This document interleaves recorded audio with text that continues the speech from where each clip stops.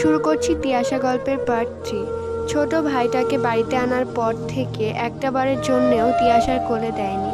তিয়াশার ভাই হওয়ার পর তাদের বাড়িতে অনেক আত্মীয় এসেছিল, কিন্তু তার কোনো খোঁজ খবরই কেউ নেয়নি। তিয়াশার ভাইয়ের নাম দেয়া হলো আদিত্য। ধীরে ধীরে আদিত্য বড় হলো।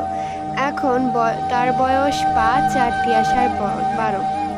এখন তিয়াশা বাড়ির প্রায় সব কাজই করে, শুধুমাত্র আদিত্য দেখাশোনা বাদ দিয়ে।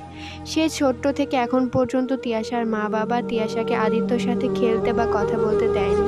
তাদের ভয় তিয়াশা হিংসা করে আদিত্যকে, যদি তাদের ছেলের কিছু ক্ষতি করে।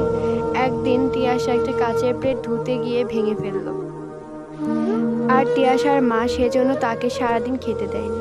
কোনো মা কিভাবে এত নিষ্ঠুর হতে পারে। আরেক দিন তিয়াশা রান্না করতে করতে শুনতে পায় তার ভাই কান্না করছে, তাই সে তার ভাইয়ের কাছে যায়। পরবর্তী গল্প পার্ট